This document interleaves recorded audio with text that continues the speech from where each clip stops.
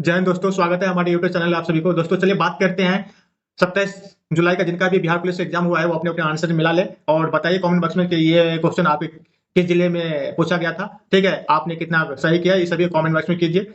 साथ ही साथ जिनका भी एग्जाम 30 जुलाई और 3 अगस्त को होने वाला है ये वीडियो देख के जाइए। और इसके साथ ही आपका डिटेल एनालिसिस कहाँ से कौन क्वेश्चन पूछा जा रहा है, किस टॉपिक से ज्यादा आ रहा है, ये सभी का एक वीडियो कल लेके आऊंगा जो आपको, ठीक है, डिटेल एनालिसिस होगा और वो देख के जाएगा। तो 30 तारीख और 3 जुलाई वाले मतलब 3 अगस्त वाले एग्जाम में बहुत ही हेल्प मिलेगा। तो फिलहाल अभी चलते क्वेश्चन की ओर। देखिए पहला क्वेश्चन है, शेरशाह का मकबरा कहाँ है? तो सासाराम रोहतास में है। कहाँ है? सासाराम रोहतास में है। ठीक है, अगर आपसे पूछे कि ताजमहल कहाँ है, ताजमहल कहाँ है, तो ताजमहल आगरा में। किधर है? आगरा उत्तर प्रदेश में है। और किसने बनाया था? तो शाहजहां अपने बेगम मुमताज महल के याद में बनाए। कुतुब मीनार की अगर बात करें, कुतुब मीनार की बात करें तो कुतुब मीनार की निर्माण कुतुबुद्दीन ऐबक ने शुरू किया था और इल्तुतमिश के द्वारा पूरा किया गया है। ठीक है, जामा मस्जिद का निर्माण भी किया था। ठीक है, उसके बाद देखिए गांधी जी दक्षिण अफ्रीका कब गए थे? देखिए गांधी जी से क्वेश्चन आ रहा है, तो गांधी जी दक्षिण अफ्रीका 24 मई 1893 ईस्वी में गए थे। कब गए थे? 24 मई 1893 ईस्वी में गए थे दक्षिण अफ्रीका। और दक्षिण अफ्रीका से वापस कब आए? तो दक्षिण अफ्रीका अगर आपसे क्वेश्चन पूछे वापस कब आए तो 9 जनवरी वो देखिए 1915 ईस्वी को आया है। ठीक है, दक्षिण अफ्रीका के, इसलिए 9 जनवरी को प्रवासी भारतीय दिवस के रूप में मनाया जाता है। 9 जनवरी को क्या मनाया जाता है? प्रवासी भारतीय दिवस के रूप में मनाया जाता है। प्रवासी भारतीय दिवस, ठीक है, दिवस के रूप में मनाया जाता है। चलिए गांधी जी से क्वेश्चन आ रहा है, तो गांधी जी से समझ आपको सवाल समझ लीजिए कि गांधी जी का पूरा नाम होता है मोहनदास करमचंद गांधी। उनके पिता का नाम है करमचंद गांधी और उसकी माँ का नाम पुतलीबाई है। महात्मा गांधी, ठीक है, महात्मा गांधी 28 तारीख से दक्षिण अफ्रीका जाते हैं। शेख अब्दुल्ला जो होता है ना उसकी वो मतलब वो वकालत करने के लिए वो जाते हैं, लेकिन अफ्रीका में रंगभेद के कारण उसे बहुत ही रंग भेद का विरोध करना पड़ता है और 2 फरवरी को मनाया जाता है। ठीक है, और प्रवासी भारतीय दिवस 9 जनवरी को मनाया जाता है, प्रवासी भारतीय दिवस। ठीक है, उसके बाद है देखिए 22 मार्च को है ना बिहार दिवस मनाया जाता है। 22 मार्च को क्या मनाया जाता है? बिहार दिवस मनाया जाता है। 22 मार्च को क्या मनाया जाता है? बिहार दिवस मनाया जाता है। ठीक है, उसके बाद 22 अप्रैल को पृथ्वी दिवस मनाया जाता है, विश्व पृथ्वी दिवस। ये सभी क्वेश्चन याद रखिए, विश्व पृथ्वी दिवस मनाया जाता है। उसके बाद 22 मई को जो है ना जैव विविधता दिवस मनाया जाता है। 22 मई को क्या मनाया जाता है? जैव विविधता दिवस मनाया जाता है। ये सभी क्वेश्चन आप याद रखिए क्योंकि सभी से क्वेश्चन आता ही है। 8 मार्च को अंतर्राष्ट्रीय दिवस मनाया जाता है, अंतर्राष्ट्रीय महिला दिवस मनाया जाता है। और 12 फरवरी को राष्ट्रीय महिला दिवस मनाया जाता है। ठीक है, चलिए आगे क्वेश्चन बढ़ते, दिवस समेत क्वेश्चन आता है उसको देख जाइए। चलिए अगला क्वेश्चन है, अगला क्वेश्चन है जूल किसका जो है ना ऐसा यूनिट है? तो जूल किसका ऐसा यूनिट है? तो जूल है ना वो, देखिए आपको ऐसा यूनिट से पूछ रहा है, तो जूल किसका ऐसा यूनिट है? तो ऊर्जा का ऐसा यूनिट है। ठीक है, तो आप ऐसा यूनिट देख के जाइए, ऐसा मात्रक देख के जाइए। प्रतिरोध की ऐसा मात्रक क्या होता है? प्रतिरोध की ऐसा मात्रक ओम होता है। क्या होता है? ओम होता है। क्या होता है? ओम होता है। ठीक है, इसे संकेत में लिखा जाता है। प्रतिरोध कैसे मतलब ओम होता है। उसके बाद शक्ति कैसे मतलब क्या होता है? वाट होता है। शक्ति कैसे मतलब क्या होता है? वाट होता है। क्या होता है? वाट होता है। विभवांतर कैसे मतलब क्या होता है? विभवांतर का बोल्ट होता है। क्या होता है? बोल्ट होता है, बोल्ट होता है। उसके बाद अगर धारा विद्युत धारा का पूछे आपसे, तो विद्युत धारा कैसे मात्रक जो होता है ना विद्युत धारा कैसे मात्रक जो है ना एम्पियर होता है, हम ए के द्वारा लिखते हैं। ठीक है, और उसके बाद देखिए अगर आपसे पूछ लिए जाए क्या प्रतिरोधकता कैसे मतलब ओम मीटर होता है। क्या होता है? ओम मीटर होता है। प्रतिरोधकता कैसे मतलब क्या होता है? ओम मीटर होता है। ठीक है, चलिए अगला क्वेश्चन बढ़ते हैं। तो ऐसे मात्रक आप देख के चाहिएगा। तो अगला क्वेश्चन है फिटकरी का अनुसूत्र लिखा है, फिटकरी का अनुसूत्र। तो फिटकरी का अनुसूत्र होता है K2Al2SO4 K2Al2SO4 का होल 3 × 20 K2Al2SO4 का होल 3 × 24 H2O होता है। क्या होता है? K2Al2SO4 का होल 3 × 24 H2O फिटकरी का अनुसूत्र होता है। देखिए इससे अगर अनुसूत्र से क्वेश्चन पूछता है तो आपसे ये भी पूछा जाएगा कि कली चूना का अनुसूत्र क्या होता है? कली चूना, तो कली चूना का होता है CaO कैल्शियम ऑक्साइड। कली चूना क्या होता है? Calcium oxide. और बूझा चूना का आपसे पूछे बूझा चूना को, तो बूझा चूना, तो कली चूना को बिना बूझा चूना बोलते हैं। कली चूना क्या बोलते हैं? बिना बूझा चूना। तो बिना बूझा चूना का अनुसूत्र पूछे तो CaO होता है, जिसे कली चूना बोलते हैं। अब बूझा हुआ चूना को होता है कैल्शियम हाइड्रोक्साइड CaOH का होल 2 होता है। ठीक है, उसके बाद देखिए अगर आपसे पूछे बेकिंग सोडा जो है ना, बेकिंग सोडा इसको खाने वाला सोडा बोलते हैं, उसको होता है NaHCO3 होता है। क्या होता है? NaHCO3 होता है। ये बेकिंग सोडा, इसको खाने वाला सोडा भी कहते हैं। अगर धोने वाला सोडा आपसे पूछे धोने वाला सोडा का अनुसूत्र क्या होता है, तो Na2CO3 × 10H2 होता है। क्या होता है? 10H2 होता है। ठीक है, उसके आपसे पूछ जाए क्या मिल्क ऑफ मैग्नीशिया क्या होता है, तो देखिए अगर नमक का पूछे तो नमक होता है NaCl। नमक का क्या होता है? NaCl। नमक का क्या होता है? NaCl होता है। उसके बाद देख लीजिए अगर जिप्सम को पूछे तो जिप्सम को होता है CaSO4 × 2H2O। क्या होता है? CaSO4 × 2H2O। जिप्सम को हो गया। अगर प्लास्टर पेरिस को पूछे तो प्लास्टर पेरिस को होता है CaSO4 × ½ H2O। CaSO4 × ½ H2O, ये सभी प्लास्टर पेरिस को होता है। हाइड्रोक्लोरिक अम्ल का होता है HCl। हाइड्रोक्लोरिक अम्ल क्या होता है? HCl होता है। सल्फ्यूरिक अम्ल का होता है क्या होता है? H2SO4। क्या होता है? H2SO4। सल्फ्यूरिक अम्ल क्या होता है? H2SO4 होता है। नाइट्रिक अम्ल का होता है HNO3 NO3 होता है, HNO3 नाइट्रिक अम्ल का होता है, ठीक है। ये सभी इतना अनुशुद्ध है, आप याद रखिए। चलिए आगे की ओर बढ़ते हैं। चलिए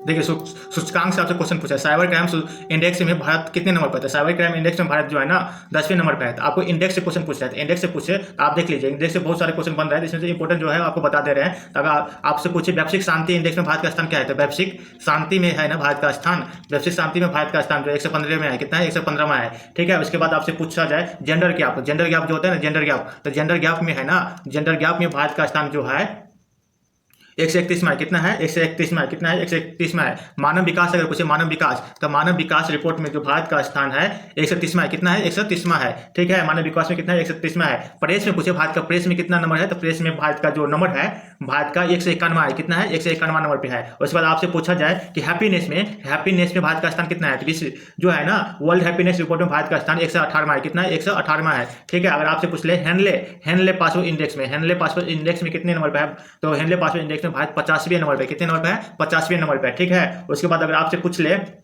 कि फायर इंडेक्स में क्या है, तो फायर इंडेक्स में भारत का जो स्थान है ना, फायर इंडेक्स में चौथा है, कितना है चौथे नंबर पर भारत है, ठीक है। फायर इंडेक्स में कितने नंबर पे है, चौथे नंबर पर है। नवाचार में पूछिए, नवाचार में जो है 20 जो 8 वैश्विक नवाचार सूचकांक होता है उसमें भारत का 39वां नंबर है, कितना नंबर है 39वां नंबर है, ठीक है। हंगर में आपसे पूछे भूखा में कितने नंबर पर भारत है, तो हंगर में आपसे पूछ ले तो भारत 105वें नंबर पर, कितने नंबर पर है 105वें नंबर पर, ठीक है। उसके बाद अगर आपसे पूछा जाए कि मानव स्वतंत्रता सूचकांक में कितने नंबर पर, तो मानव स्वतंत्रता सूचकांक पे 109वें नंबर पर है भारत। इतना आप सूचकांक देख के जाइए, आपका आगे जो एग्जाम होने वाला है कोई भी क्वेश्चन नहीं छूटेगा सूचकांक से अगर पूछे तो, ठीक है। चलिए अगला क्वेश्चन देखते हैं। अगला क्वेश्चन है, देखिए हम साइंस का वीडियो बनाए थे, अगर वो वीडियो देख के गए होंगे तो आपका क्वेश्चन ये वाला नहीं छूटा होगा, क्योंकि टॉपिक बाय टॉपिक हम साइंस का बायोलॉजी का क्वेश्चन बनाए थे, बताए थे आपको। देखिए डिस्क्रिप्शन लिंक डाल देंगे, आप जिसका भी एग्जाम होने वाला है 30 और 3 अगस्त को, वो देख लीजिएगा, ठीक है। देखिए कोशिका का पावर हाउस किसे कहा जाता है, कोशिका का पावर हाउस जो है ना माइटोकॉन्ड्रिया कहा जाता है, किसे कहा जाता है माइटोकॉन्ड्रिया, कोशिका पावर हाउस का। और माइटोकॉन्ड्रिया जो ऊर्जा किस रूप में निकलता है आपसे पूछे, तो माइटोकॉन्ड्रिया ऊर्जा एटीपी के रूप में निकलता है, क्या निकलता है एटीपी के रूप में निकलता है। एटीपी का फुल फॉर्म होता है एडेनोसिन ट्राइफॉस्फेट, क्या होता है एडेनोसिन ट्राइफॉस्फेट होता है, ठीक है। और माइटोकॉन्ड्रिया में क्रेब्स चक्र की शुरुआत होती है, क्रेब्स चक्र की कहाँ शुरुआत होती है, कहाँ होता है आपसे पूछे क्रेब्स चक्र कहाँ होती है, तो माइटोकॉन्ड्रिया होती है, ठीक है। माइटोकॉन्ड्रिया में क्या होता है क्रेब्स चक्र होता है। माइटोकॉन्ड्रिया का शोषण, कोशिकीय शोषण भी कहा जाता है। आपसे पूछे कोशिकीय शोषण कहाँ होता है, तो माइटोकॉन्ड्रिया में होता है। कोशिकीय शोषण कहाँ होता है, माइटोकॉन्ड्रिया में होता है, ठीक है। कोशिकीय शोषण कहाँ होता है, माइटोकॉन्ड्रिया में होता है, ठीक है। उसके बाद आपसे पूछेंगे आत्महत्या की थैली, आत्महत्या की थैली किसे कहा जाता है, आत्महत्या की थैली जो है ना लाइसोसोम को कहा जाता है, किसे कहा जाता है लाइसोसोम। आत्महत्या की थैली किसे कहा जाता है, लाइसोसोम को कहा जाता है, ठीक है। अगर आपसे पूछे प्रोटीन संश्लेषण कहाँ होता है, तो प्रोटीन का संश्लेषण जो है राइबोसोम होता है, राइबोसोम में होता है, कहाँ होता है राइबोसोम में होता है। प्रोटीन संश्लेषण कहाँ होता है राइबोसोम, राइबोसोम को प्रोटीन का फैक्ट्री करते हैं, राइबोसोम को प्रोटीन का फैक्ट्री करते हैं, ठीक है। कोशिका खोज किसने किया, तो कोशिका खोज रॉबर्ट हुक ने किया, कोशिका खोज किसने किया रॉबर्ट हुक ने किया, रॉबर्ट हुक ने किया, ठीक है। 1665 ईस्वी में, कब किया था 1665 में। अगर आपसे पूछे केंद्र की खोज किसने किया, तो केंद्र को रॉबर्ट ब्राउन ने किया, किसने किया रॉबर्ट ब्राउन ने किया, ठीक है। उसके बाद देखिए अगर आपसे पूछा जाए क्या कि कोशिका में जो शोषण जो आपसे क्वेश्चन ये भी पूछा जा सकता है कि कोशिका और कोशिका द्रव और केंद्रक द्रव जो होता है उसे क्या कहते हैं, जीव द्रव कहते हैं। दोनों मिल जाता है तो उसे क्या कहते हैं, जीव द्रव कहते हैं, ठीक है। चलिए आगे क्वेश्चन, अगर आपसे पूछा जाए कि जो राइबोसोम होता है कहाँ पे होता है, तो ईआर होता है इंडोप्लाज्मिक रेटिकुलम अंतःपरवर्ती जालिका, वहाँ पे राइबोसोम होता है। राइबोसोम दो प्रकार होता है, एक होता है 70S, एक होता है 80S, ठीक है। चलिए आगे बढ़ते हैं। अगला क्वेश्चन है, देखिए क्वेश्चन आपको बताए हैं, देखिए सबसे अधिक रास्ता बदलने वाली नदी कौन सी है, तो सबसे अधिक रास्ता बदलने वाली नदी कोसी नदी है, क्या है कोसी नदी।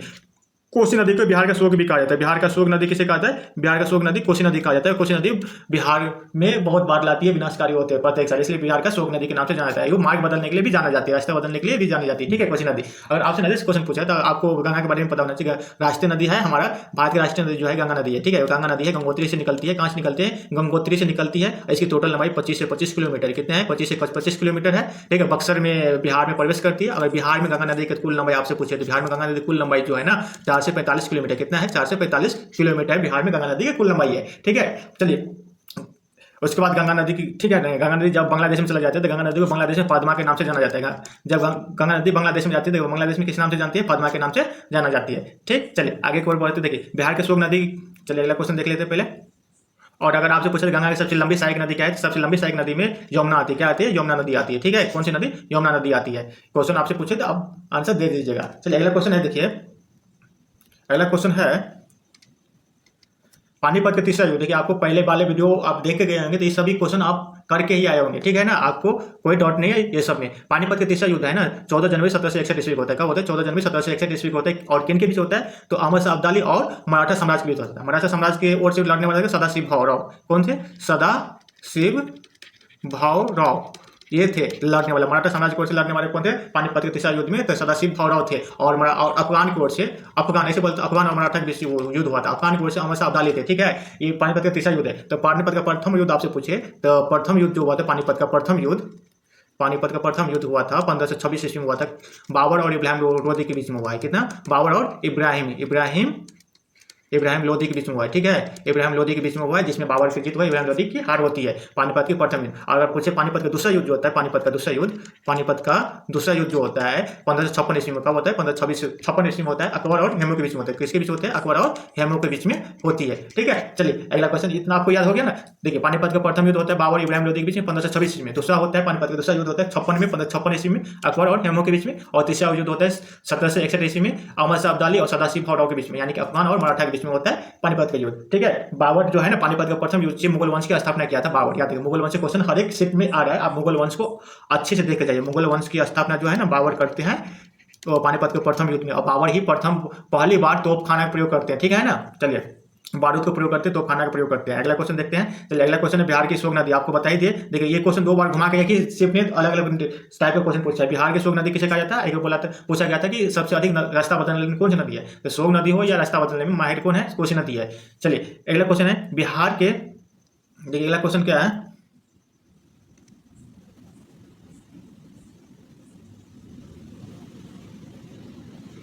अगला क्वेश्चन है बाबू, अगला क्वेश्चन है बिहार के साथ बिहार, देखिए नेपाल के साथ बिहार का कौन सा जिला नहीं लगता है, मतलब कौन सा जिला नहीं लगता है। तो ऑप्शन पे बनने वाला सवाल था बिहार, यानी कि नेपाल के साथ बिहार का कौन सा जिला नहीं लगता है। देख लीजिए नेपाल के साथ है ना बिहार के 7 जिले लगते हैं। बिहार के कितने जिले लगते हैं? 7 जिले सीमा अपने साझा करते हैं। अगर आपको ये मालूम था कि कितने जिले लगते हैं तो इसके हिसाब से आप ऑप्शन 7 लेते। तो बिहार के 7 जिले नेपाल के साथ सीमा साझा करते कौन कौन है? तो पश्चिमी चंपारण है, पूर्वी चंपारण है, सीतामढ़ी है, मधुबनी है, सुपौल है, अररिया और किशनगंज है। देख लीजिए ये सभी जिला नेपाल के साथ सीमा साझा करते हैं। अगर ये सभी में से अगर कोई अलग था तो वो आंसर हो जाता।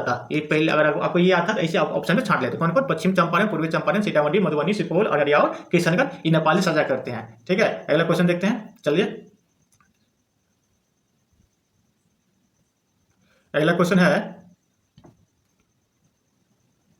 अगला क्वेश्चन है भाषा उल्लेख किस भाग में किया गया, मतलब भाषा का जो उल्लेख है ना किस भाग में किया गया है। तो भाषा का उल्लेख है ना भाग 17 में किया गया है। किस में किया है? भाग 17 में किया गया है। अनुच्छेद 343 से 351 तक में किया गया है। अब ठीक है, भाषा उल्लेख भाग 17 में है, अनुच्छेद 343 में है, 351 तक है, ठीक है। अगर अनुसूची की बात करें तो अनुसूची 8 में भाषा है, अनुसूची 8 में क्या है? भाषा है, ठीक है। और मूल संविधान में बात करें तो मूल संविधान में थे ना, तो मूल संविधान में जब संविधान बना हुआ था उस टाइम टोटल भाषा थे अनुसूची 8 में 14। कितने भाषा थे? 14, ठीक है। अनुसूची 8 में तो प्राप्त भाषा कितने थे? 14 थे।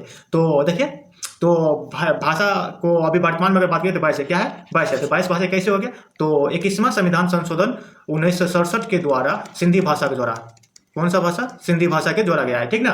तो 15 हो गया। उसके बाद 71वां संविधान संशोधन अधिनियम के द्वारा है ना 3 भाषा जोड़ा गया है। 71वां संविधान संशोधन के द्वारा 3 भाषा के जोड़ा गया है। उसको ठीक है नमक, क्या है? नमक, ठीक है। नेपाली, मणिपुरी और कोंकणी, नेपाली, मणिपुरी और कोंकणी, ठीक है। ये 3 भाषा को जोड़ा गया। देख लिया तो ये हो गया 14, 15, 16, 17, 18 भाषा हो गया। और उसके बाद है ना 92वां संविधान संशोधन अधिनियम 2003 के द्वारा 4 भाषा को जोड़ा गया है। उसमें है बोडो, डोगरी, मैथिली और संथाली। इस प्रकार टोटल भाषा कितना हो गया? 22 भाषा हो गया, ठीक है। तो मूल संविधान में अगर बात करें अनुसूची में कितना भाषा थे? 14। 21वीं संविधान संशोधन 1967 के द्वारा सिंधी भाषा जोड़ा जाता है। 71वीं के द्वारा 3 भाषा जोड़ा जाता है, इसका ठीक है नमक, नेपाली, मणिपुरी और कोंकणी। और 92वां संविधान संशोधन 2003 के द्वारा 4 भाषा जोड़ा जाता है, बोडो, डोगरी, मैथिली, संथाली। इस प्रकार टोटल कुल भाषा मान्यता प्राप्त कितना है? 22 हो जाता है। अगर आपसे पूछे अंग्रेजी जो है ना संविधान के 8वीं अनुसूची में है, अंग्रेजी जो है 8वीं अनुसूची में नहीं है, याद रखिए, ठीक है। भाषा से इतना क्वेश्चन आप याद रखिए। चलिए अगला क्वेश्चन है भारत की अगर बात करिए राजकीय भाषा जो है हिंदी है भारत का, ठीक है। चलिए और दूसरा भाषा जो अगर बिहार का भी बात करें तो हिंदी है, दूसरा है उर्दू। अगला क्वेश्चन देख लीजिए। देखिए अगला क्वेश्चन देख लीजिए, कह रहा है कि हर घर लखपति योजना किसके द्वारा शुरू किया है? तो हर घर लखपति योजना है ना, वो एसबीआई बैंक के द्वारा शुरू किया गया है। किसके द्वारा? एसबीआई बैंक के द्वारा शुरू किया गया है। इसके बाद देख लीजिए वाल्मीकि टाइगर रिजर्व। तो वाल्मीकि टाइगर रिजर्व जो है ना, बिहार के पश्चिम चंपारण जिला में है। ठीक है, याद रखिए। देखिए वाल्मीकि टाइगर रिजर्व से क्वेश्चन पूछा बिहार से, देख लीजिए। तो वाल्मीकि टाइगर रिजर्व है ना, बिहार के पश्चिम चंपारण जिला में स्थित है। देखिए, और अगर आपसे पूछे वाल्मीकि आश्रम किधर है, तो वाल्मीकि आश्रम भी पश्चिमी चंपारण जिला में स्थित है। ठीक है, अगर आपसे ये पूछ ले, क्या पूछ ले, ककोलत जलप्रपात, ककोलत, क्योंकि बिहार से क्वेश्चन पूछ लिया है, तो ककोलत जलप्रपात है ना, नवादा जिला में। क्या है? नवादा जिला में। नागी नकटी, ये रामसर साइड है बिहार का। ठीक है, नागी नकटी, नागी नकटी जो रामसर साइड है, कहाँ है? जमुई में। नागी नकटी किधर है? जमुई में। याद रखिए, नागी नकटी किधर है? जमुई में है। उसके बाद आपसे पूछ ले जाए मंझर कुंड, मांझर कुंड, तो मांझर कुंड जलप्रपात है ना, रोहतास में। किधर है? रोहतास में है। किधर है? रोहतास में है। उसके बाद आपसे पूछा जाए क्या, गौमुख जो है ना, बेगूसराय में झील का नाम है, याद नहीं आ रहा है, चलिए आप बता देंगे वीडियो में। बिहार से समेत जितना भी झरना और पर जलप्रपात है उसको देख के जाइए, एग्जाम में पूछा जा रहा है। चलिए अगला क्वेश्चन है, देखिए बाबर से क्वेश्चन आ गया। तो बेगूसराय में जो है ना कांवरताल झील है, ठीक है, उसको ऑक्सबो झील या गोखो झील के नाम से भी जाना जाता है। पारा रामसर साइड है बिहार का। ठीक है, याद रखिए, बेगूसराय में है। उसके बाद देख लीजिए बाबर की मृत्यु जो है ना, बाबर की मृत्यु जो है ना 1537 ईस्वी में होती है, 26 दिसंबर 1537 ईस्वी में होती है। ठीक है, और इसे आगरा में दफनाया जाता है। ठीक है, कहाँ दफनाया जाता है? आगरा में। लेकिन बाद में उसे फिर निकाल लिया जाता है और कहाँ दफना दिया जाता है? देखिए, पहले आगरा में दफनाया जाता है, बाद में कहाँ दफनाया जाता है? तो इसकी इच्छा था कि उसे काबुल में ले जाकर दफनाया दिया जाए, तो उसके शरीर को फिर से आगरा से काबुल ले जाया जाता है और बागे बावर में दफनाया दिया जाता है। ठीक है, देखिए अगला क्वेश्चन है, खेलो इंडिया यूथ गेम जो 2025 की मेजबानी कौन करता है? तो खेलो इंडिया यूथ गेम 2025 की मेजबानी है ना, बिहार करते हैं। कौन करते हैं? बिहार। और इसका आयोजन पटना में होता है, राजगीर, गया, भागलपुर और बेगूसराय में होते हैं। ठीक है, चलिए। जबकि शूटिंग, जिम्नास्टिक और ट्रैक साइकिलिंग का जो कुछ इवेंट है दिल्ली में भी होता है, याद रखिए। अगला क्वेश्चन है,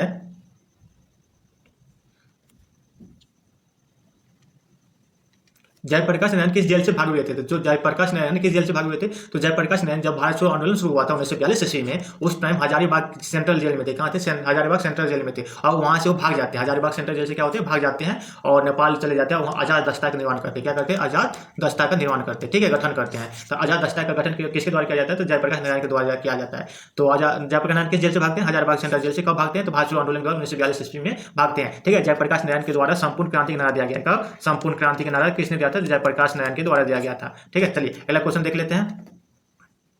अगला क्वेश्चन है, लाल ग्रह किसे कहा जाता है? तो लाल ग्रह है ना, मंगल को कहा जाता है। किसे कहा जाता है? मंगल को कहा जाता है। अगर ग्रह से पूछा जाए तो देखिए, ग्रह जो है ना अभी वर्तमान में 8 है। कितने हैं? 8 है। ठीक है, ग्रह क्या है? 8 है।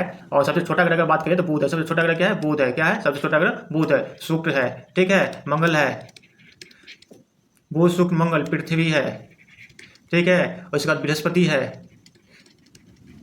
शनि है, अरुण है, उसके बाद वरुण है। ठीक है, कितना हो गया? 8 हो गया। 1 2 3 4 5 6 7 8। तो ये अंदर के जो 4 ग्रह है ना, उसे पार्थिव ग्रह कहते हैं। ठीक है, कौन सा ग्रह कहते हैं? पार्थिव ग्रह कहते हैं। और इधर के 4 ग्रह को क्या है ना, बाहर ग्रह भी कहा जाता है। सॉरी, ये जो बाहर वाला उसे पार्थिव ग्रह कहते हैं। इधर का जो 4 ग्रह है ना, बृहस्पति, शनि और उसे पार्थिव ग्रह कहते हैं। ठीक है, और देखिए मंगल और बृहस्पति के बीच में क्या होता है? मंगल और बृहस्पति के बीच में जो है एस्ट्रॉयड है। क्या है? एस्ट्रॉयड है। आपसे पूछा जाए क्षुद्र ग्रह, क्षुद्र ग्रह जो है ना, क्षुद्र ग्रह किसके पट के बीच में स्थित है? तो मंगल और पृथ्वी के बीच में क्या है? एस्ट्रॉयड है। ठीक है, क्या है? सॉरी, ये पृथ्वी और बृहस्पति के बीच में क्या है? एस्ट्रॉयड है, क्षुद्र ग्रह है। ठीक है, चलिए उल्का पिंड का जो लाइन है ना बृहस्पति के बीच में है। अगर आपसे पूछे सबसे छोटा ग्रह कौन है? बुध है। सबसे बड़ा ग्रह पूछा जाए तो बृहस्पति। सबसे छोटा ग्रह बुध है, सबसे बड़ा ग्रह पृथ्वी बृहस्पति है। ठीक है, सबसे गर्म ग्रह पूछे तो शुक्र है। सबसे गर्म ग्रह कौन है? शुक्र है। अगर लाल ग्रह पूछे तो मंगल है। लाल ग्रह क्या है? मंगल है। पृथ्वी नीला ग्रह कहा जाता है। पृथ्वी क्या कहा जाता है? नीला ग्रह कहा जाता है। ठीक है, भूगोल और सांझ की तरह शुक्र कहा जाता है। पृथ्वी के बहन शुक्र को कहा जाता है। इससे संबंधित याद रखिए। सूर्य का जो है ना, पृथ्वी की सबसे नदी की तरह पूछे तो सूर्य है। पृथ्वी की सबसे नदी की तरह कौन है? सूर्य है। और सूर्य के बाद दूसरा प्रोक्सिमा सेंचुरी है, याद रखिए। चलिए अगला क्वेश्चन देख लीजिए। भगवान गौतम बुद्ध का जन्म कहाँ होता है? तो भगवान गौतम बुद्ध से संबंधित है, तो हम वीडियो बना दिए हैं, देख लीजिए। भगवान गौतम बुद्ध का जन्म 563 ईस्वी में होता है, कपिलवस्तु के लुम्बिनी में होता है। कहाँ होता है? लुम्बिनी में होता है, जो वर्तमान नेपाल में। और गौतम बुद्ध के बचपन का नाम सिद्धार्थ होता है। क्या होता है? सिद्धार्थ होता है। ठीक है, उसके जन्म के 7वें दिन उसकी माता का निधन हो जाती है। उसके लालन पालन जो होता है मौसी करती है महा प्रजापति गोमती। ठीक है, 29 वर्ष का आयु में गृह त्याग करते हैं और ज्ञान की ओर बढ़ जाते हैं। ठीक है, देखिए, तो 29 वर्ष का आयु में गृह त्याग करते हैं। तो जो गृह त्याग करते हैं इस घटना को महाभिनिष्क्रमण करते हैं। ठीक है, और ये कहाँ चले जाते हैं? बोधगया चले जाते हैं और फल्गु नदी है ना, फल्गु नदी, उसी को निरंजना नदी कहते हैं। पीपल वृक्ष के नीचे ये बैठकर पीपल वृक्ष के नीचे बैठ जाते हैं और वहीं पे क्या होता है, उसे ज्ञान प्राप्त होता है और वहीं से वो क्या कहलाते हैं, बोध कहलाने लग जाते हैं। ठीक है, तो ज्ञान कहाँ प्राप्त होता है, बोध गया में होता है, गया में होता है, बोध गया में होता है। ठीक है, तो ज्ञान कहाँ प्राप्त होता है, बोध गया में होता है, पीपल वृक्ष के नीचे होता है, कौन से नदी, फल्गु नदी के किनारे होते हैं। और ज्ञान प्राप्त होता है तो सबसे पहले जाकर उपदेश देते हैं सारनाथ में। कहाँ देते हैं, सारनाथ में देते हैं। तो भगवान बुद्ध सबसे पहले उपदेश कहाँ देते हैं, तो सारनाथ में देते हैं। किस भाषा में देते हैं, तो पाली भाषा में देते हैं। अगर आपसे पूछे सबसे ज्यादा उपदेश कहाँ दिया है, तो श्रावस्ती में दिया है। कहाँ दिया है, श्रावस्ती में दिया है। ठीक है, अगर आपसे पूछे क्या कि गौतम बुद्ध जो है ना, उसकी मृत्यु कहाँ होती है, तो कुशीनगर में होती है। गौतम बुद्ध की मृत्यु कहाँ होती है, कुशीनगर में होती है। कहाँ होती है, कुशीनगर में होती है। ठीक है, कहाँ होती है, कुशीनगर में होती है। उसके बाद आपसे पूछा जाए क्या भगवान बुद्ध के मरने के बाद कितने संगति का आयोजन होते हैं, 4 संगति का आयोजन होते हैं। कितने, 4 याद है, कितने, तो 4। ये भी क्वेश्चन पूछ लिया जाता है। तो 4 कौन कौन है, इसे देख लीजिए। प्रथम बोध संगति जो है ना, प्रथम बोध संगति, भगवान गौतम बुद्ध की प्रथम बोध संगति जो है ना,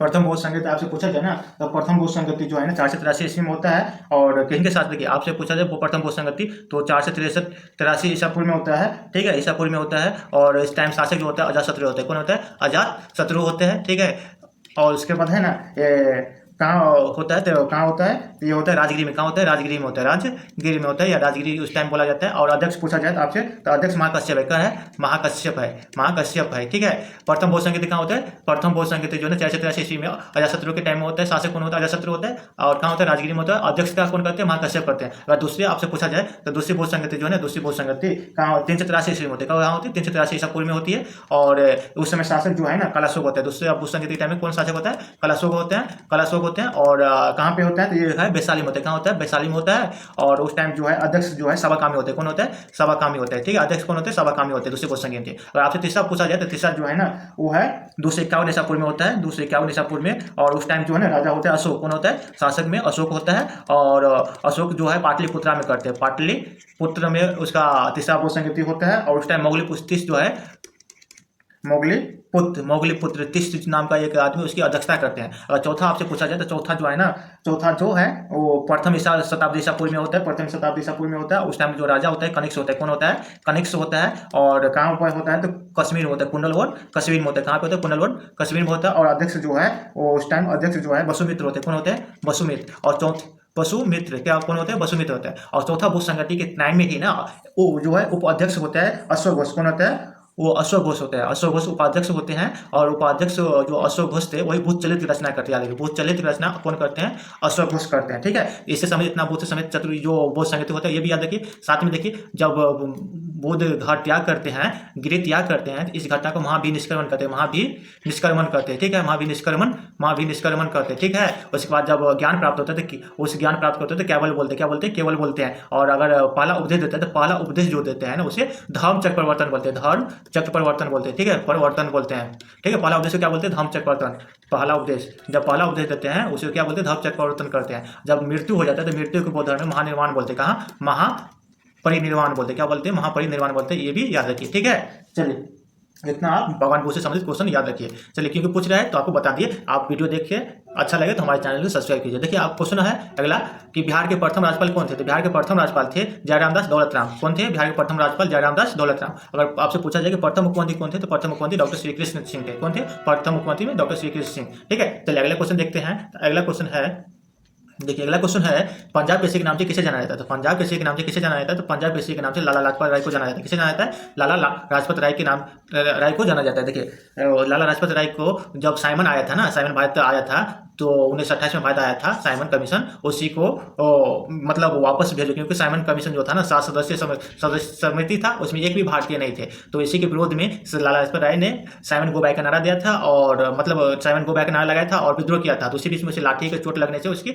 मृत्यु हो जाती है। ठीक है, लाला लाजपत राय की अगर बात करें उसी बीच में आपसे पूछा जाता है कि खुदाई खिदमतगार किसे कहा जाता है, खान अब्दुल गफ्फार खान को कहा जाता है। किसे कहा जाता है, खान अब्दुल गफ्फार खान को कहा जाता है। खुदाई खिदमतगार किसे कहा जाता है, खान अब्दुल गफ्फार खान को कहा जाता है। याद रखिए, ये भी क्वेश्चन आपसे पूछ सकता है। चलिए अगला क्वेश्चन देखते हैं। तो अगला क्वेश्चन जो है ना, देखिए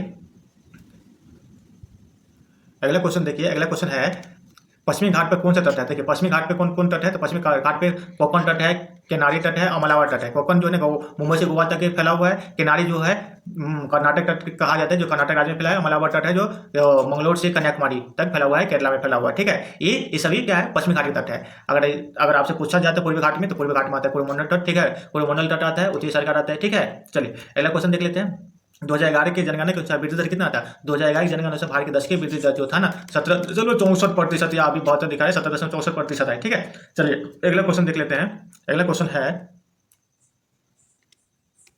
है सुंदरलाल बहुगुणा के संबंध किससे है? तो सुंदरलाल बहुगुणा के संबंध पर्यावरण संरक्षण से। किससे है? पर्यावरण संरक्षण है। और सुंदरलाल बहुगुणा चिपको नल किस मतलब नेतृत्व किया था। ठीक है, उत्तराखंड गढ़वाल में किया था। ठीक है, उसके बाद देख लेते हैं डीआरडीओ का स्थापना कब होता है? डीआरडीओ का स्थापना 1958 ईस्वी में होता है। कब होता है? 1958 में होता है। तो उसके बाद देखिए डीआरडीओ का अभी वर्तमान जो अध्यक्ष की बात करें, समीर बी कामत है। कौन है? समीर बी कामत है। समीर बी कामत है। ठीक है, समीर बी कामत है। वर्तमान में कौन अध्यक्ष है डीआरडीओ? समीर बी कामत है। कौन है? समीर बी कामत है। उसके बाद देख लेते हैं कांग्रेस से संबंधित क्वेश्चन है ना, तो देख लेते हैं कांग्रेस की प्रथम महिला अध्यक्ष कौन थी? तो कांग्रेस की प्रथम महिला अध्यक्ष एन वसीम थी। कौन थी? कांग्रेस की अगर कांग्रेस की बात करें तो कांग्रेस की स्थापना है ना 1885 ईस्वी में होता है। कांग्रेस का स्थापना कब होता है? 1850 ईस्वी में होता है। और एओ ह्यूम करते हैं। कौन करते हैं? एओ ह्यूम करते हैं इसका स्थापना। ठीक है, उस टाइम अगर आपसे पूछा जाए गवर्नर जनरल कौन थे? लॉर्ड डफरिन थे। कौन थे? लॉर्ड डफरिन थे। कांग्रेस के स्थापना समय गवर्नर जनरल कौन थे? लॉर्ड डफरिन थे। कौन थे? डफरिन थे। कौन थे? लॉर्ड डफरिन थे। याद रखिए गवर्नर जनरल कौन थे उस टाइम कांग्रेस के स्थापना से? लॉर्ड डफरिन थे। और कांग्रेस के स्थापना कौन करते हैं? एओ करते हैं। ठीक है, और आपको कांग्रेस के स्थापना जब करते हैं तो उसका अध्यक्ष प्रथम अध्यक्ष कौन थे? तो व्योमेश चंद्र बनर्जी थे। व्योमेश चंद्र बनर्जी थे। कौन थे? व्योमेश चंद्र बनर्जी थे। प्रथम अध्यक्ष कौन थे? व्योमेश चंद्र बनर्जी थे। ठीक है, अगर आपसे पूछा जाए कांग्रेस के प्रथम मुस्लिम अध्यक्ष कौन थे, तो मुस्लिम अध्यक्ष बोला जाए तो मुस्लिम अध्यक्ष में थे बदरुद्दीन तैयब जी। कौन थे? बदरुद्दीन तैयब जी मुस्लिम अध्यक्ष थे। ठीक है, अगर आपसे पूछे तो पारसी अध्यक्ष कौन थे, तो पारसी अध्यक्ष में दादा भाई नौरोजी थे। ठीक है, पारसी अध्यक्ष में कौन थे? दादा भाई नौरोजी। अगर प्रथम अंग्रेज पूछे तो जॉर्ज यूले थे। कौन थे? जॉर्ज यूले थे। अगर आपसे पूछे तो प्रथम महिला अध्यक्ष कौन थे? एनी बेसेंट थे। एनी बेसेंट कब बनी थी? 1917 कोलकाता अधिवेशन बनी थी। अगर आपसे ये पूछे तो कांग्रेस की प्रथम महिला भारतीय अध्यक्ष, भारतीय महिला में अगर भारतीय महिला आपसे पूछे तो सरोजिनी नायडू। कौन थे? सरोजिनी नायडू। भारतीय पूछे तो सरोजिनी नायडू है, जो 1925 के कानपुर अधिवेशन में बनी हुई थी। ठीक है, अगर आपसे पूछा जाए कांग्रेस की एकमात्र अधिवेशन कौन था जिसमें महात्मा गांधी ने भाग लिया था? बेलगांव अधिवेशन। कौन थे? बेलगांव अधिवेशन 1924। ठीक है, 1924 में भाग लिया था महात्मा गांधी। ये सभी याद रखिए। ठीक है, चलिए त्रिपुरी कांड हुआ था। ठीक है, उस टाइम राजेंद्र प्रसाद और सुभाष चंद्र बोस मतलब अध्यक्ष के रूप में उस बीच विवाद हुआ था। ठीक है, तो राजेंद्र प्रसाद अध्यक्ष बने थे, सुभाष चंद्र बोस त्यागपत्र दे थे। और उसी टाइम राजेंद्र चंद्र जो है ना सुभाष चंद्र बोस 1939 में फॉरवर्ड ब्लॉक की स्थापना करते हैं। फॉरवर्ड ब्लॉक की स्थापना कौन करते हैं? सुभाष चंद्र बोस करते हैं। ठीक है, इतना याद रखिए आप। चलिए अगला क्वेश्चन है पंचायती राज अधिनियम कब आया था? पंचायती राज अधिनियम जो है ना 1993 ईस्वी में आया था, लेकिन 2006 में क्या था? स्थापित किया था पंचायती राज अधिनियम को। ठीक है, चलिए पोलियो की टीका खोज कौन किया था? पोलियो की टीका खोज जॉन साल किया था। कौन किया था? जॉन साल किया था। ठीक है, तो मलेरिया टीका खोज कौन किया था? अगर आपसे पूछे मलेरिया का जो लोनार्ड लोर्स किया था। कौन था? मलेरिया का जो था ना खोज इसका किया था लोनार्ड लोर्स किया था। ठीक है, अगर आपसे पूछा जाए पेनिसिलिन खोज कौन किया था? पेनिसिलिन अलेक्जेंडर फ्लेमिंग किया था। कौन किया था? अलेक्जेंडर फ्लेमिंग किया था। चेचक की खोज एडवर्ड जेनर किया था। कौन किया था? एडवर्ड जेनर किया था। ठीक है, और दूरबीन खोज गैलीलियो क्या था? ठीक है, ये सभी याद रखिए क्योंकि खोज पूछा है तो खोज से संबंधित याद रखिए। चलिए अगला क्वेश्चन देख लेते हैं। अगला क्वेश्चन है कोशिका खोज किसने किया? कोशिका खोज रॉबर्ट हुक करते हैं 1665 ईस्वी में। ठीक है, उसके बाद केंद्र खोज पूछे रॉबर्ट ब्राउन करते हैं। चलिए अगला क्वेश्चन देख लेते हैं। प्राचीन भारत में जंगलवासियों को किस नाम से जाना जाता है? तो प्राचीन भारत में जंगलवासियों को किस नाम से जाना जाता है? तो प्राचीन भारत में जो है ना जंगलवासियों को निषाद के नाम से जाना जाता था। कौन सा नाम? निषाद। जाना ऐसे तो बहुत नाम से जाना जाता था, लेकिन मेन नाम जो था निषाद नाम से जाना जाता था। याद रखिए। ठीक है, अगला क्वेश्चन है तुलसीदास किसके समकालीन था? तुलसीदास जो है ना किसके समकालीन था? समकालीन का मतलब होता है तुलसीदास भी थे, उस टाइम शासक भी कोई राजा हुआ करता था। तो समकालीन कौन थे? तुलसीदास के समय अकबर और जहांगीर जो है ना समकालीन थे तुलसीदास के समय। ठीक है, और विलियम शेक्सपियर भी समकालीन थे। याद रखिए। चलिए अगला क्वेश्चन देख लेते हैं। रवर्स कप किससे संबंधित है? रवर्स कप है ना, रवर्स कप जो है फुटबॉल से संबंधित है। रवर्स कप किससे संबंधित है? फुटबॉल से संबंधित है। देख लीजिए अगला क्वेश्चन है दीपकला मेला। दीपकला मेला है ना कहाँ लगा था? तो दीपकला मेला है ना, दीपकला मेला है तो दीपकला मेला तो बहुत जगह लगा। तो 22वां दीपकला मेला आपसे पूछा है इस बार। तो 22वां दीपकला मेला है ना नई दिल्ली में लगा है। कहाँ है? नई दिल्ली में लगा है 22वां दीपकला मेला। ठीक है, अगर 23वां अगर आपसे पूछे तो गुजरात के वडोदरा में आयोजित होगा। ठीक है, 24वां अगर पूछे तो जम्मू कश्मीर में होने वाला है। ठीक है, चलिए या हो गया, सॉरी हो गया जम्मू कश्मीर। 22वां आपसे पूछा बिहार पुलिस में 27 तारीख। तो 22वां जो है नई दिल्ली में हुआ है। 23वां आपसे पूछता तो वडोदरा गुजरात में है। 24वां पूछा दीपकला मेला तो जम्मू कश्मीर में हुआ है। ठीक है, चलिए अगला क्वेश्चन देख लेते हैं। अगला देखिए हरित क्रांति क्वेश्चन आया है, तो हरित क्रांति से संबंधित क्वेश्चन है। तो अगर देखिए हरित क्रांति की जो है ना शुरुआत विश्व स्तर पर जो है ना, विश्व स्तर नॉर्मल ब्लॉक करते हैं। कौन करते हैं? नॉर्मल ब्लॉक करते हैं। लेकिन भारत में हरित क्रांति जो है कि एम एस स्वामीनाथन को जाना जाता है। किसे जाना जाता है? एम एस स्वामीनाथन को जाना है। और हरित क्रांति की शुरुआत जो है ना 1966-67 में होती है भारत में। ठीक है, चलिए अगला क्वेश्चन देख लेते हैं। अगर वही से आपसे पूछे तो दुग्ध क्रांति कब हुआ है? दुग्ध क्रांति जो होता है 1970 में होता है। ठीक है, अमूल की स्थापना होता है। चलिए अगला क्वेश्चन है, फसल से संबंधित क्वेश्चन आया है। देखिए रबी फसल से संबंधित क्वेश्चन था कि रबी फसल ऑप्शन में छाटना था, रबी फसल कौन सा है? तो रबी फसल जो है ना, देखिए रबी फसल के बारे में जान लेते हैं। रबी फसल की जो है ना अक्टूबर नवंबर में बुआई होती है, अक्टूबर नवंबर दिसंबर बुआई होती है और मार्च अप्रैल जो है ना अप्रैल जून में उसकी कटाई हो जाती है। ठीक है, वो सर्दी में बोई जाती है। तो रबी फसल में आ जाता है गेहूँ आ जाता है, जो आ जाता है चना आ जाता है, मटर सरसों अलसी ये सभी है ना रबी फसल है। गेहूँ जो चना मटर या धान सब है ना, धान जो है मोटा अनाज जो है वो सब खरीफ फसल में आता है। ठीक है, खरीफ फसल में आता है, याद रखिए। देखिए दक्षिण बिहार की मिट्टी किस नाम से जानी जाती है? दक्षिण बिहार की मिट्टी जो है ना केवाल करेल के नाम से जानी जाती है, टाल के नाम से, बलथर के नाम से जानी जाती है। दक्षिण बिहार की मिट्टी किस नाम से जानी जाती है? करेल केवाल टाल या बलथर के नाम से जानी जाती है। अगर आपसे पूछे दक्षिण बिहार में सर्वाधिक मिट्टी कौन सी है, तो सर्वाधिक मिट्टी लाल मिट्टी है। कौन सी मिट्टी है? लाल मिट्टी है। ठीक है, चलिए अगला क्वेश्चन देख लेते हैं। अगला क्वेश्चन गुलामगिरी के लेखक कौन है? तो गुलामगिरी के लेखक ना ज्योतिबा फुले जो 1873 में लिखा है। ठीक है, ज्योतिबा फुले गुलामगिरी के लेखक है। ठीक है, ज्योतिबा फुले जो है ना सत्यशोधक समाज की रचना भी किया, स्थापना भी किया, सत्यशोधक। ठीक है, सत्यशोधक समाज की स्थापना कौन किया? ज्योतिराव फुले किया है। अगर आर्य समाज की बात करें तो आर्य समाज की वह है दयानंद सरस्वती करते हैं। कौन करते हैं? दयानंद सरस्वती करते हैं। ठीक है, अगर ब्रह्म समाज की बात करें तो ब्रह्म समाज की बात करें राजाराम मोहन राय करते हैं। कौन करते हैं? राजाराम मोहन राय करते हैं। प्रार्थना समाज की बात करें तो आत्माराम पांडुरंग करते हैं। ठीक है, चलिए अगला क्वेश्चन देख लेते हैं। अगला क्वेश्चन है रणजी ट्रॉफी के विजेता कौन है? तो रणजी ट्रॉफी के विजेता 2024-25 में विदर्भ है। कौन है? विदर्भ है। ठीक है, अगला क्वेश्चन देखिए, अगला क्वेश्चन देख लेते हैं। तो अगला क्वेश्चन है जो देखिए सिंधु घाटी सभ्यता में है ना, सिंधु घाटी सभ्यता में श्रृंगार सामान कहाँ से मिला है? तो श्रृंगार सामान में है जो है ना चौहंदुरु से मिला है, लेकिन मोहनजोदड़ो से भी कुछ कुछ मिला है। देखिए सिंधु घाटी सभ्यता चौहंदुरु से है ना, श्रृंगार सामान जैसे काजल लिपस्टिक मिला है। ठीक है, काजल लिपस्टिक की सामग्री मिला है। लिपस्टिक जो है काजल है वो कहाँ से मिला है? चौहंदुरु से मिला है, लेकिन मोहनजोदड़ो से भी मिला है महिला का श्रृंगार, जैसे सिंदूरदानी, मतलब वस्तु जो है ना मोहनजोदड़ो से मिला है। वो सिंदूरदानी और आभूषण जो है महिलाओं का मोहनजोदड़ो से प्राप्त है। अब देख लीजिए अगला क्वेश्चन है आर्यभट्ट जो है ना, आर्यभट्ट जो है कहाँ से समित है? तो आर्यभट्ट जो है भारत में जन्म हुआ था, लेकिन भारत में कहाँ था? बिहार के पटना में। कहाँ? बिहार के पटना से समित है, कुसुमपुरा में इसके जन्म हुआ था। ठीक है, जो वर्तमान में पटना शहर के पास है। ठीक है, तो आर्यभट्ट से संबंधित क्वेश्चन था। चलिए दोस्तों, अगर हमारे वीडियो आपको पसंद आ रहा है तो हमें सपोर्ट कीजिए, चैनल सब्सक्राइब कर लीजिए, वीडियो को लाइक कीजिए, दोस्तों में शेयर कीजिए। ठीक है, आपके लिए अच्छे अच्छे वीडियो बनाकर हम लाते हैं। चलिए धन्यवाद।